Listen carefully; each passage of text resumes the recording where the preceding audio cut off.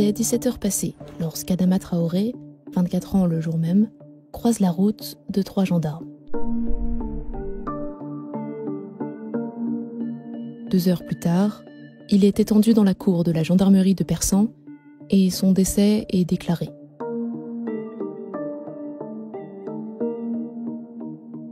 Alors que sa mort déclenche des violences à Beaumont, une enquête est ouverte par le parquet de Pontoise. Adama Traoré souffrait-il d'une maladie? A-t-il produit un effort trop important? Ou y a-t-il un lien avec son interpellation par les gendarmes et la lenteur avec laquelle les secours ont été prodigués? En 4 ans, 12 rapports médicaux ont été réalisés avec des conclusions divergentes. Les 2 dernières expertises ordonnées par la justice excluent toute responsabilité des gendarmes. Des examens commandés par la famille Traoré concluent le contraire. 4 ans plus tard, Adama Traoré est devenu le symbole d'un nouveau mouvement social. Les gendarmes responsables de son interpellation bénéficient de la présomption d'innocence. En recoupant les images de vidéosurveillance, les échanges radio des forces de l'ordre et les récits des témoins de cette journée, Le Monde, en partenariat avec le collectif d'experts Forensic Architecture, a reconstitué les événements qui se sont déroulés pendant les 2 heures critiques qui ont conduit à la mort d'Adama Traoré. Ce travail révèle comment la principale expertise médicale ordonnée par la justice s'appuie sur un seul témoignage, fragile. Il témoigne des mauvaises conditions dans lesquelles les secours ont été prodigués à Adama Traoré alors qu'il était inconscient.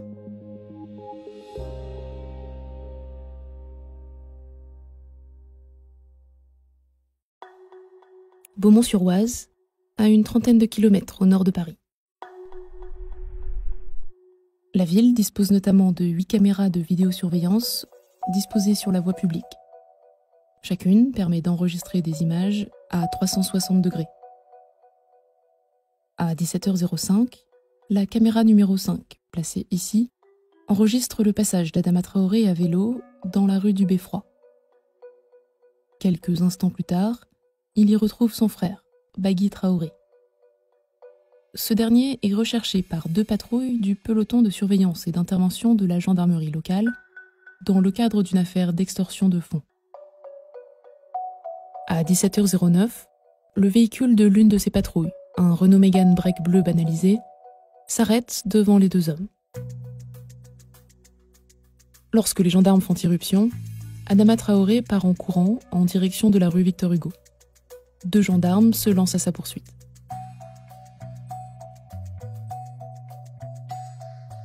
À 17h10, les caméras 6 et 7 enregistrent la course d'Adama Traoré, poursuivi par 2 gendarmes. Pourchassé par l'un d'eux, il passe à l'est de l'hôtel de ville et pénètre dans le parc de la mairie, tandis que l'autre gendarme passe à l'ouest. La caméra numéro 8, située ici, enregistre la fin de leur course dans le parc. Au total, ils ont parcouru 300 mètres en un peu moins d'1 minute. Selon plusieurs témoignages, le gendarme parvient à attraper Adama Traoré et à le maîtriser en l'amenant au sol. Le second gendarme les rejoint alors et passe les menottes à l'interpeller sans les verrouiller. À 17h12, l'un des gendarmes passe de nouveau devant la caméra numéro 6 dans la direction opposée. Adama Traoré est menotté dans le dos et reste seul avec le second gendarme qui a pour mission de l'escorter. Le jeune homme demande à faire une pause pour reprendre son souffle. C'est alors qu'un homme, qui semble connaître Adama Traoré, prend à partie le gendarme. L'altercation tourne à l'échauffourée et dans l'agitation, Adama Traoré parvient à se libérer de l'une de ses menottes et à s'enfuir. Quelques secondes plus tard, le 3e homme s'enfuit à son tour. Il n'a jamais pu être identifié. À 17h14, la caméra numéro 6 enregistre à nouveau la course d'Adama Traoré. Il emprunte d'abord la rue Meunier, puis entre dans le champ de la caméra numéro 8, qui le voit bifurquer en direction de la rue Léon Gaudin, au nord. Il disparaît alors du champ des caméras.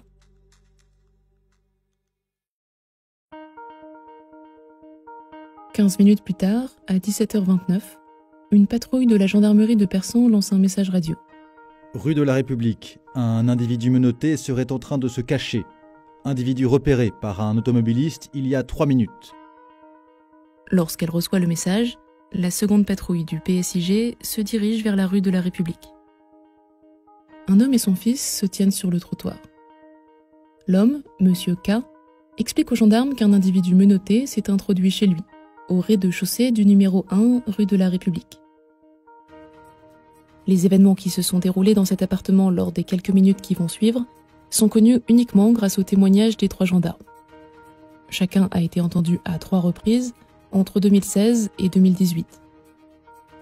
Le Monde et Forensic Architecture ont pu reconstruire les positions décrites dans leurs témoignages grâce à une modélisation en 3 dimensions. Comme ces témoignages ont parfois évolué avec le temps, nous avons créé 2 versions de cette modélisation. La première restitue les éléments convergents dans l'ensemble des auditions des gendarmes.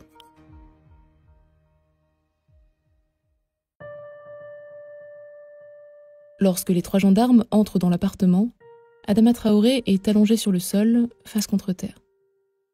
Pour une raison inconnue, il est partiellement drapé dans une couverture et ses mains ne sont pas visibles. Immédiatement, le maréchal des logis-chefs F et l'adjoint volontaire U se saisissent chacun d'un de ses bras et s'efforcent de les ramener dans son dos. Une fois les bras dans le dos, le chef F les bloque entre ses genoux qui reposent sur le buste d'Adama Traoré.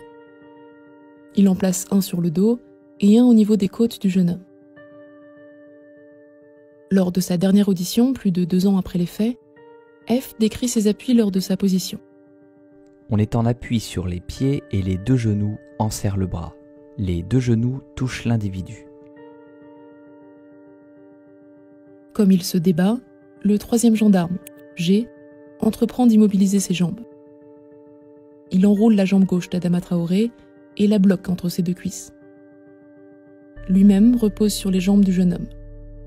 Il pose un genou sur son mollet droit et un autre sur sa cuisse gauche. Avec ses mains, il lui tord enfin la cheville gauche.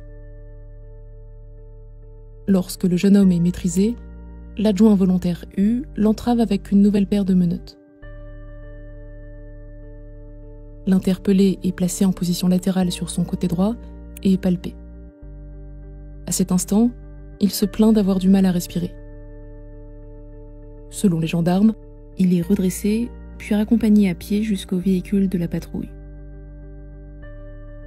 Dans cette version des faits, selon les gendarmes, aucune pression importante n'est exercée sur le buste d'Adama Traoré. Lors des premières auditions, recueillies quelques heures après les faits, les gendarmes suggèrent toutefois une situation différente. Lors de la sienne, le gendarme G déclare : Il a commencé à nous dire qu'il avait du mal à respirer. On se trouvait à 3 dessus pour le maîtriser, avec la force strictement nécessaire à son immobilisation. Interrogé par l'enquêteur qui l'auditionne, il reprend : Je me suis mal exprimé. Moi, j'immobilisais la jambe gauche et contrôlais sa jambe droite avec le pied, et j'étais sur ses jambes. Mes 2 autres collègues contrôlaient chacun un bras. En aucun cas, il y a eu une grosse pression sur la personne.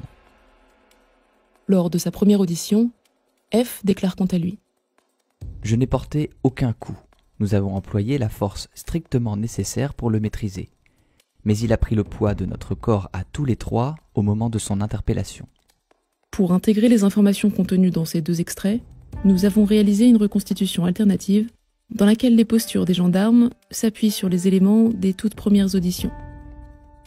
Dans cette version, les appuis du chef F ne sont plus sur ses propres pieds, mais sur le corps d'Adama Traoré. L'adjoint volontaire U place lui aussi ses genoux sur le corps du jeune homme. Le gendarme G demeure dans la même position. Les 3 gendarmes font cette fois pression en même temps sur le corps d'Adama Traoré.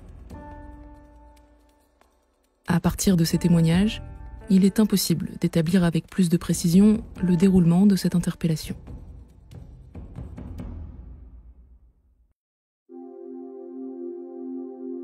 À 17h34, F passe un premier message radio. Individu interpellé, je confirme. Individu interpellé. Puis un second, 6 minutes plus tard. On fait retour à la brigade avec un individu interpellé. On fait mouvement vers la BT Persan. À 17h41, la caméra numéro 1, fixée ici, enregistre le passage du véhicule. Quelques secondes plus tard, il parvient devant le portail de la gendarmerie. Selon les forces de l'ordre, l'adjoint volontaire U indique alors qu'Adama Traoré semble avoir perdu connaissance à l'arrière de la voiture. Une autre équipe, composée de l'adjudant-chef O et du gendarme D, arrive sur les lieux au même moment. Les deux véhicules se garent dans la cour de la gendarmerie, puis le PSIG entreprend de porter Adama Traoré, inconscient, hors du véhicule. Ils s'aperçoivent alors qu'il a uriné sur le siège. Malgré cela, ils décident de lui laisser les mains menottées dans le dos, ne sachant pas s'il simulait, selon le gendarme G.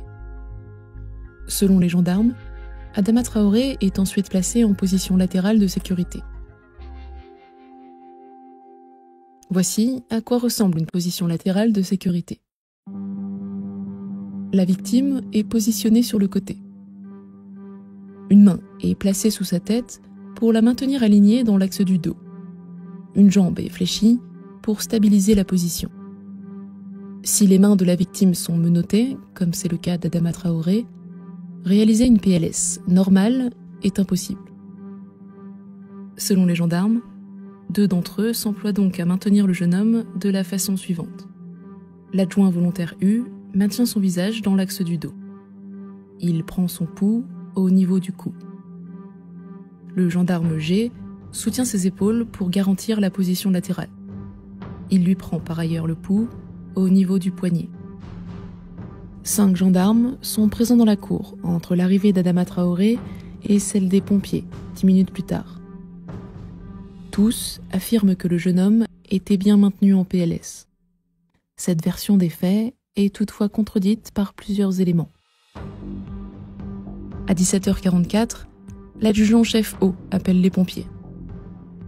Il y a un gars qu'on vient de choper. Et puis là, il nous fait un malaise en pleine cour de la brigade. Voilà, donc là, il a les yeux bizarres. On l'a mis en PLS. Il bouge plus, il répond plus à nos injonctions. Donc là, il est allongé sur le ventre. Un 6e gendarme effectue un bref passage dans la cour, juste avant l'arrivée des pompiers.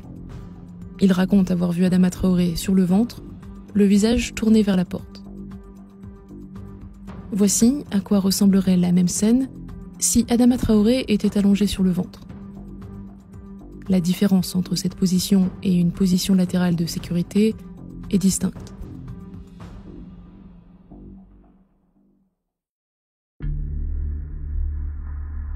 « 17h50. Les pompiers parviennent devant la gendarmerie, mais le battant gauche du portail reste bloqué. Après plusieurs tentatives, ils doivent rabattre les rétroviseurs de l'ambulance et manœuvrer pour entrer. Derrière le portail, des barrières de chantier empêchent l'ambulance de passer.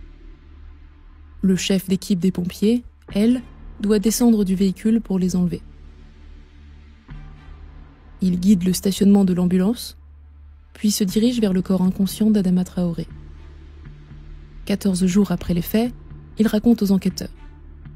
Quand j'arrive sur la victime, il y a du monde autour, mais personne ne s'en occupe. La victime se trouve sur le ventre, face contre terre. Je suis aidé d'un gendarme, je pense qu'il s'agit d'un responsable du PSIG, pour le mettre en PLS. 2 autres pompiers figurent à bord de l'ambulance, le caporal D et le sapeur C. Selon leur déposition, lorsqu'ils arrivent auprès de la victime, Adama Traoré est bien maintenu en PLS par les gendarmes. Le caporal D stationne l'ambulance. Il décrit. Je vois immédiatement la victime au sol. Je mets une paire de gants et je me rends immédiatement sur la victime. Il y avait 3 gendarmes du PSIG qui le tenaient car en fait la victime était menottée dans le dos. Et donc, il était impossible de réaliser une PLS normale. À plusieurs reprises, les pompiers demandent aux gendarmes de lui enlever les menottes.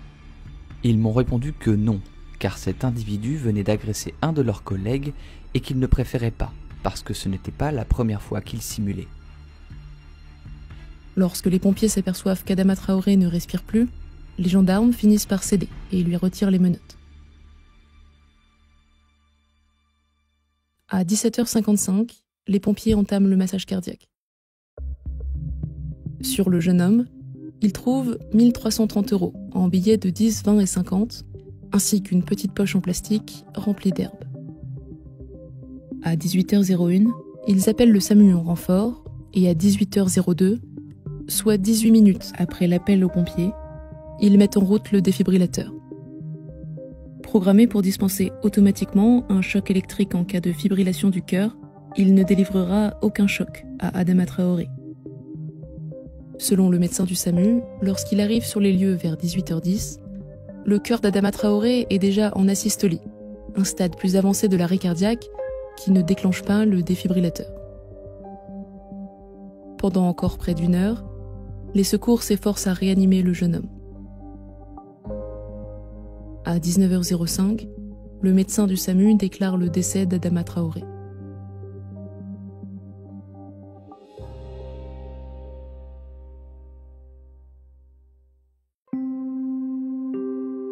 En septembre 2018, la principale expertise synthèse de ce dossier a conclu que la mort d'Adama Traoré n'était pas liée à l'action des gendarmes, mais aux maladies dont il souffrait de manière bénigne, ainsi qu'à l'effort produit durant sa course. Pour parvenir à cette conclusion, les 4 médecins appointés par la justice ne se sont appuyés que sur un témoignage. Celui de M. K, l'homme chez qui Adama Traoré avait trouvé refuge. 13 jours après les faits, il est entendu par les enquêteurs. En fin d'après-midi, vers 17h15, j'ai entendu un gros bruit devant ma porte d'entrée. J'ai ouvert la porte et immédiatement j'ai vu qu'un homme était assis, main dans le dos contre ma porte d'entrée. Quand j'ai ouvert cette porte, son haut du corps est tombé à la renverse, en arrière, dans l'entrée de mon salon chambre à coucher. Interrogé sur l'état physique d'Adama Traoré, il le décrit de la façon suivante. Il n'arrivait pas à parler. Il respirait bruyamment. Je lui ai posé 2 questions, mais il ne m'a pas répondu. Je voyais qu'il n'avait pas les moyens physiques de me répondre. Face à cette présentation, les médecins appointés par la justice affirment alors. Lorsque M. Traoré se présente chez M. K, le pronostic vital est déjà engagé.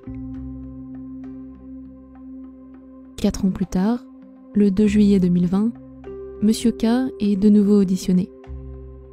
Il apporte des précisions sur l'état physique d'Adama Traoré. Quand j'ai parlé avec lui, il a dit « Je vais mourir ». Lors de sa première audition, il avait pourtant déclaré « La seule chose qu'il me dit, c'est « tire-moi ». Interrogé sur cette contradiction, il explique. Avec le stress, j'ai oublié de le dire le jour de ma convocation. Il revient en revanche sur l'essoufflement et la respiration bruyante d'Adama Traoré. Il n'a pas fait de bruit. Peut-être que les gendarmes ont mal compris. Il n'était pas bien du tout, ça, je vous le garantis. Il n'a pas fait de bruit. Un élément du récit de M. K ne cadre toutefois pas avec les faits. Dès 2016, il assure. Il était menotté dans le dos. Les 2 mains étaient menottées. Selon lui, quelques secondes plus tard, Adama Traoré rompt la chaîne de ses menottes. J'ai vu qu'il avait cassé la menotte, mais je ne sais pas comment. Il a des menottes au poignet, mais elles ne sont pas rattachées entre elles. 4 ans plus tard, devant les juges d'instruction, il confirme cette description. Celle-ci contredit pourtant les images de vidéosurveillance prises ici, à 17h14, et auxquelles Le Monde a eu accès. Nous avons reproduit une image fixe de ce qu'on y voit. Adama Traoré est en train de courir.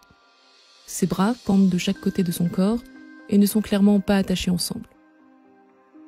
On distingue l'anneau d'une menotte à son poignet droit, mais pas à son poignet gauche. Au regard de ces images, la scène décrite par M. K est impossible. En 2018, face à cette expertise, la famille d'Adama Traoré a contacté des experts des maladies dont le jeune homme aurait été affecté. Ces derniers excluent le lien entre ces maladies et la mort par asphyxie. Ils évoquent en revanche la possibilité d'une asphyxie causée par l'interpellation par les gendarmes. Fin 2018, ces derniers ont été placés sous le statut de témoin assisté pour non-assistance à personne en danger. Un statut à mi-chemin entre le témoin libre et la mise en examen. Pour l'heure, aucune reconstitution des événements n'a par ailleurs été réalisée. Au mois de juillet 2020, l'affaire Adama Traoré n'est pas terminée. Le 10 juillet, 4 médecins exerçant en Belgique ont cette fois été nommés par la justice. 4 ans après les faits, la mission de cette nouvelle expertise médicale est toujours la même. Déterminer les causes de la mort d'Adama Traoré.